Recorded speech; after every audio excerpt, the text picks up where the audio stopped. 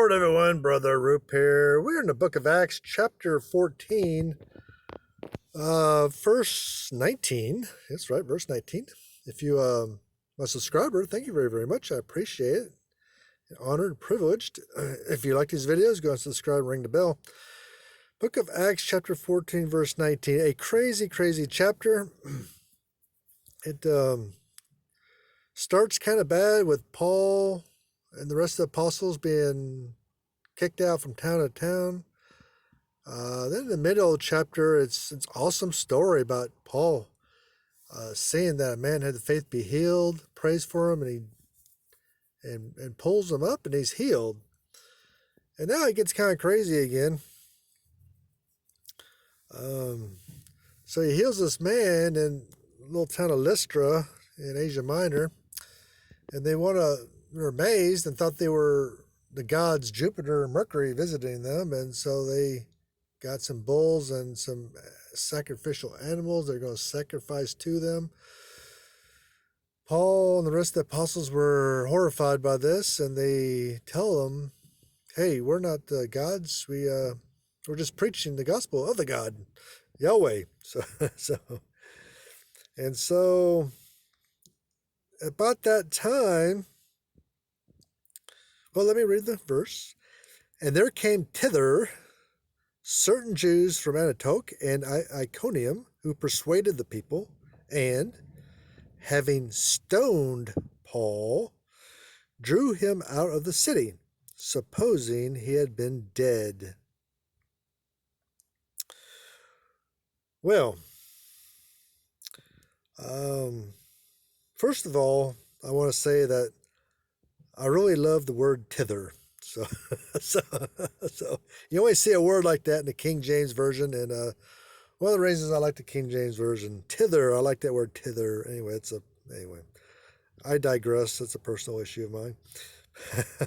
But anyway, it was the Jews who stoned Paul, not the Greeks. Pairs. So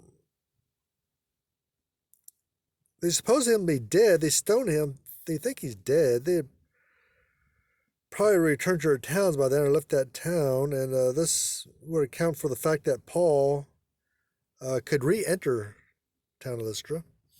You see that in verse 20 there. So the Jewish rabbis and the Jewish allies, it looks like they stoned him. It kind of appears that maybe the Greeks stoned him, but the Greeks were overwhelmed that their brethren was healed, and they thought Paul and Barnabas were gods not that long ago. So from the context of the verse and the story, it appears that these Jews, they're the ones who stoned Paul. Now, how Paul got stoned when there was other apostles around, Barnabas, Luke, others were around to make sure this didn't happen. Luke does not tell us that. He doesn't tell us where the other apostles were.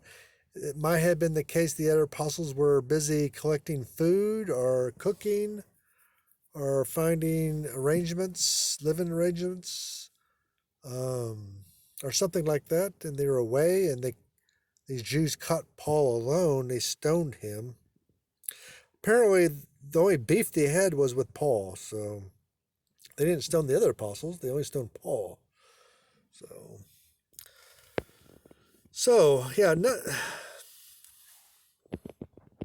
satisfied with having expelled them from Antioch and Iconium, they still pursued him.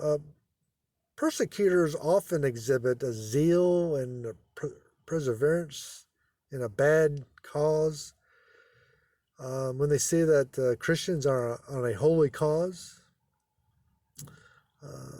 bad men will often travel further to do evil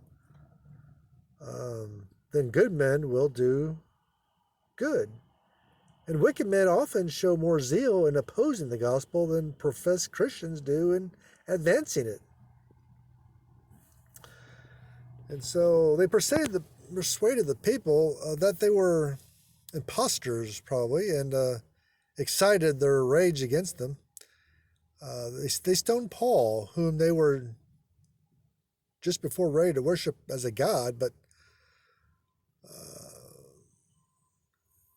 so it's kind of up in the air. I think maybe the Jews stoned him, but it was kind of in the Greeks too. Luke is very uncertain about it. The Aramaic, I looked in the Aramaic, and it's uncertain about it as well.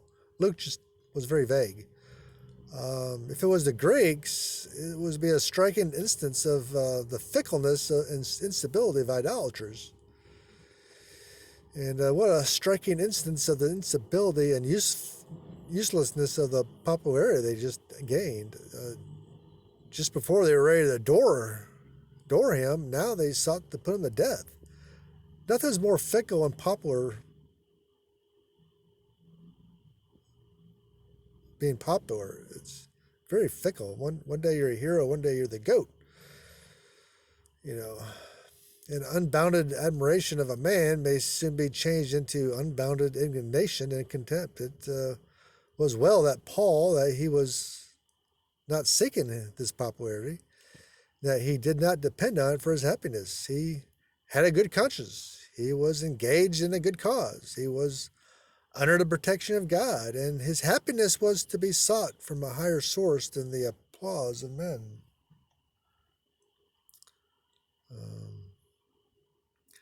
Fluctuating and uncertain as the waves of the sea. To this transaction, Paul referred when he talked about his trials in 2 Corinthians chapter 11, verse 25. Paul said, once I was stoned. And he was referring to here, Acts 14:19. So they drew him out of the city, probably in haste and in popular rage, as if he was unfit to be in the city and was unworthy of decent burial. For it does not appear that they contemplated burying him, but kind of dragged him out of the city walls and left him there. Such suffering and trials, it cost to establish that Christianity in the world has shed so much blessings on man, which saves us from the abominations of idolatry here and from the pains of hell hereafter. So, supposing that he was dead, Luke writes, the next verse shows that he was really not dead. Though I've heard some people say, well as the Jews have supposed that he was, and was miraculously restored to life. It is remarkable that Barnabas was not exposed to this popular fury, because he was there on site as well.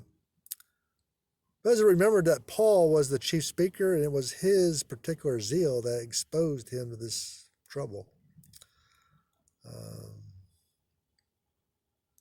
So it's very vague, even though the situation was very severe. Who stoned Paul? Was it the Jews? Was it the Greeks? Or was it both? It could have been both. That would explain why the other apostles were helpless in trying to save Paul. But it does appear that Paul was caught by himself, caught alone, and stoned, while the other apostles were gone. That's what it looks like from the text. It looks like for me. And why did God allow Paul to be stoned to begin with?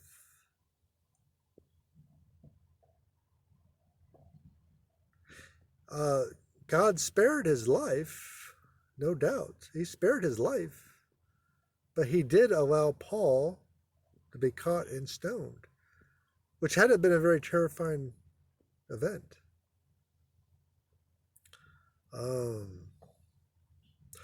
That's a question only God knows, and Paul knows now because he's in heaven. But one of these days we'll know too. And God won't save us from every trouble. He'll let us be conflicted sometimes. He won't save us from everything. Some things, some trials, he'll let us go through. And this is a good example of that. So anyway, God bless you. Those are my thoughts on this verse. If you have any thoughts of your own, you can put them down in the comments section. And once again, thank you very much, and God bless you.